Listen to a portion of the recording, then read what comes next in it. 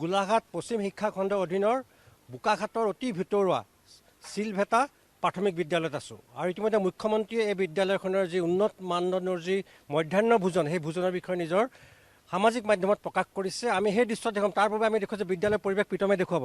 এইখন এক সুন্দৰ পৰিৱেশ, কাৰ্বি আংলং আৰু গোলাঘাট জিলাৰ সীমান্তত থকা এখন চিলভেটা প্ৰাথমিক বিদ্যালয়। আৰু এই প্ৰাথমিক বিদ্যালয়খনত কি নাই, আচলতে কি নাই এইখন মই প্ৰথমতে প্ৰীতমে দেখুৱাব।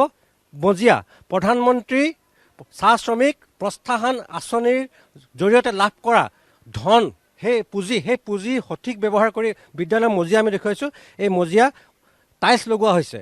কেৱল ইয়াতে নহয়, আমি ইয়াৰ যি বাথৰুমৰ ব্যৱস্থা, সেই অত্যাধুনিক বাথৰুম দেখুৱাম, শ্ৰেণীকোঠা আমি দেখুৱাম। তাৰপিছত আমি দেখুৱাম যি মধ্যাহ্ন ভোজন, সেই মুখ্যমন্ত্ৰী ইতিমধ্যে মধ্যাহ্ন ভোজনৰ বিষয়ে উল্লেখ কৰিছে নিজৰ সামাজিক মাধ্যমত। উন্নত মানদণ্ড এখন চৰকাৰী প্ৰাথমিক বিদ্যালয়, চিলভেটা প্ৰাথমিক বিদ্যালয়, অতি ভিতৰুৱা, গোলাঘাট জিলাৰ অন্তৰ্গত বোকাখাটৰ অতি ভিতৰুৱা।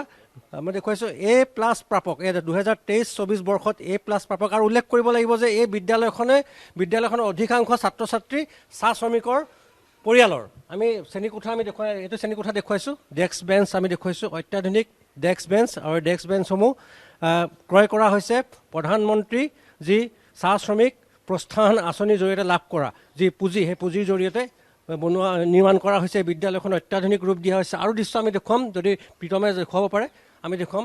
আন এটা ক্লাছৰুম আমি দেখুৱাম। এই ক্লাছৰুমটো দীক্ষা এপৰ জৰিয়তে ইয়াত ছাত্ৰ ছাত্ৰীসকলে ইয়াত কোনো শিক্ষক নথকা স্বত্তেও ইয়াত দেখুৱাইছোঁ। এয়া যি প্ৰকাণ্ড ইয়াত LED আছে, LED জৰিয়তে দীক্ষা এপৰ জৰিয়তে শিক্ষা গ্ৰহণ কৰিব পাৰে।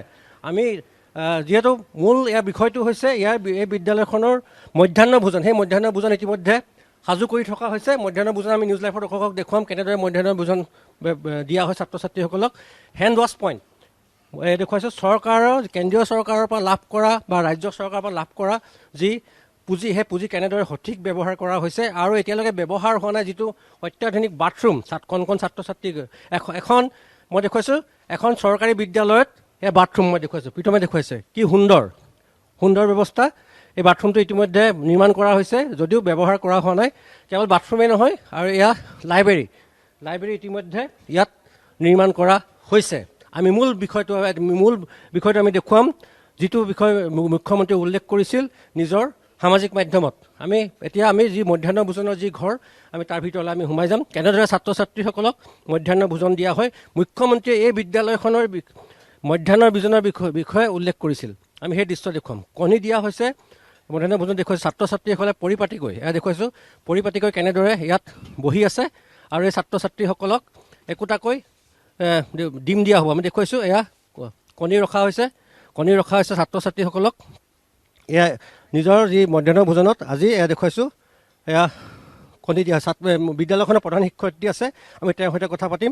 এই বিদ্যালয়খনৰ এই মধ্যাহ্ন ভোজনৰ বিষয়ে মুখ্যমন্ত্ৰীয়ে নিজৰ সামাজিক মাধ্যমত উল্লেখ কৰিছিল। এয়া দেখুৱাইছোঁ কণী, ভাত, পাপৰ আদিকে ধৰি বিভিন্ন ব্যঞ্জন আছে। মই প্ৰধান শিক্ষকগৰাকীৰ সৈতে কথা পাতিম। আপোনালোকে কেনেদৰে বিদ্যালয়খন অত্যাধুনিক ৰূপ দিবলৈ সক্ষম হৈছে? আমি চৰকাৰৰ পৰা যিখিনি সুবিধা পাইছোঁ সেইখিনি সুবিধা আমি ধন্যবাদ জনাইছোঁ যে আমাৰ বিদ্যালয়খন আজি এইটো পৰ্যায়লৈকে লৈ যাব পাৰিছোঁ।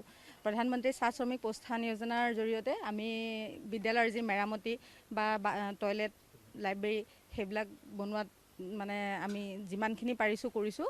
আৰু লগতে মধ্যাহ্ন ভোজনটোত আমি ভাল পাইছোঁ আমাৰ চৰকাৰখনক, যাতে তেওঁলোকে আমাৰ চাহ বাগিচা এলেকা বিদ্যালয়সমূহত আমাৰ 3 দিন ডিম দিয়াৰ ব্যৱস্থা কৰিছে।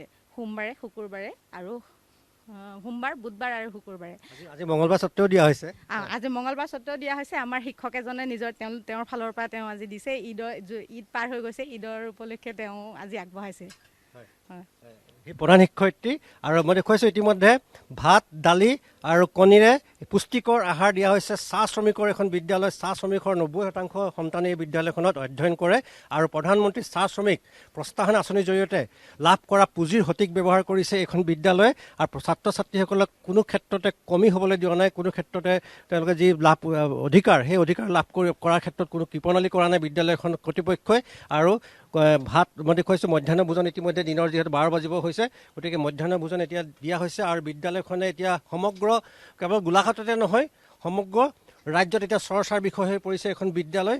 কাৰণ চৰকাৰী যি পুঁজি সেই পুঁজি কেনেদৰে সঠিক ব্যৱহাৰ কৰিব পাৰি এই বিদ্যালয়খন নিদৰ্শন দাঙি ধৰিছে।